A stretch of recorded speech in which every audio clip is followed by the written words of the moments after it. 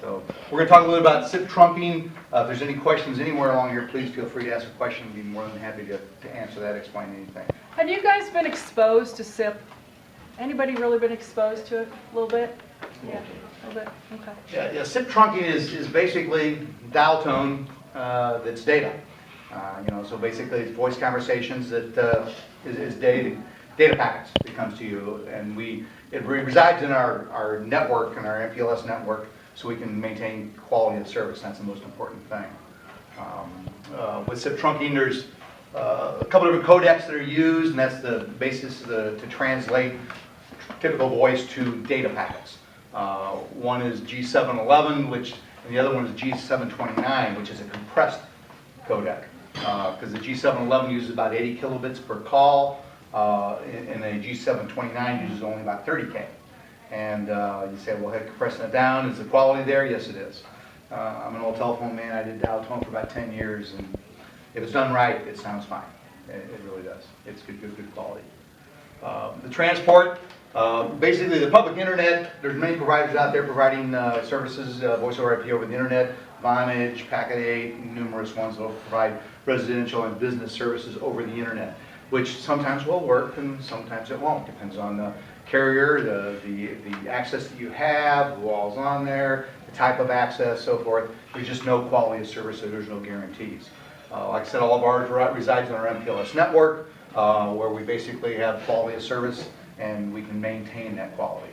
And we don't oversubscribe our network to make sure that the backbone links, whenever we see, Cisco basically says when you see a link that's 70% utilized, you better start looking at it. Well, when we get 50%, we start looking at it, and we want to start doing an augment, because we don't want to get into kind of in trouble, because we sell services rather quickly, and the bandwidth is just going up and up and up. People want more and more.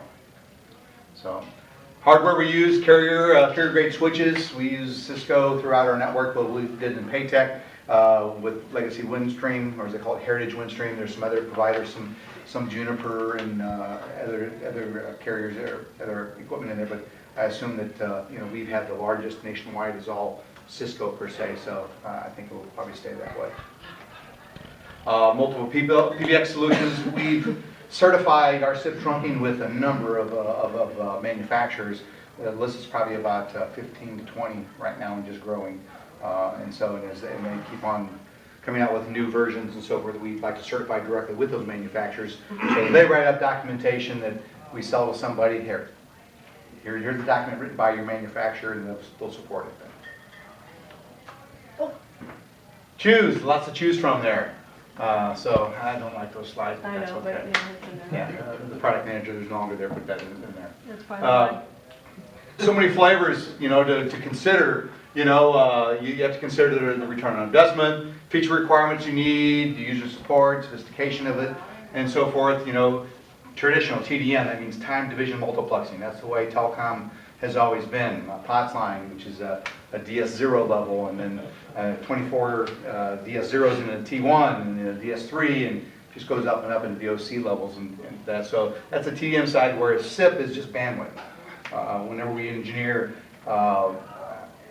bandwidth for a customer, it's not really, well, we have a T1 and we can fit so many calls on it. How do you do business, and how many calls do you want to do, and then what else do you want to do, and then we'll figure out how much bandwidth you need from there. So it's kind of a reverse technology rather than leading with how many call paths you want, or here's what you get. And of course with PBX, and there's IP PBXs out there that can take SIP trunking directly to them, hosted solutions where you have no phone system. You just have the data connectivity to our network, and we provide you handsets, and we do it all in the cloud. So we can offer that too. We've got a couple of different flavors of that we can offer customers. And of course features with the hosted solution and with IP PBXs provide features for those users and on those trunks. SIP trunking, basically there's DIDs, DODs, just kind of like a PRI to a phone system. You've got connectivity to so many call paths, and you may have 100 users, so you may want to have 100 telephone numbers, which are DIDs, direct inward dial numbers. So you can dial somebody's desk directly. It doesn't have to go into an IVR, interactive voice response, or even into a live body. You can go directly to that person. All depends on how they do business.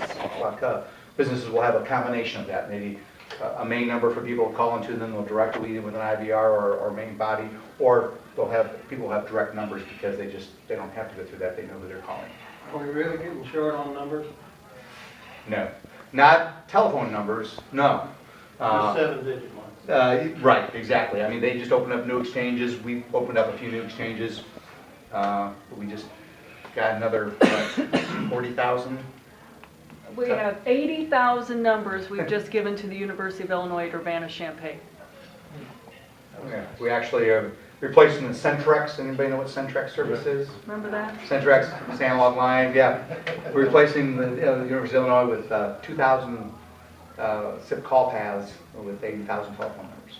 So to keep their exchange numbers? Yeah, they did keep some of their numbers, yes, and we added new ones. Yeah, we ported about 3,400 a couple Mondays ago. Or 34,000. No, 3,400. 3,400, okay, of Yeah, those. they're doing a combination of old and new, and Pick up Circle Campus too? no, that's the Chicago boys have to go figure that out. UIS is my next one, Jamie. He knows I'm coming. So, yeah. And then, of course, part of that traditional is the network transport to get, on the network, local loop to get it out to the customer.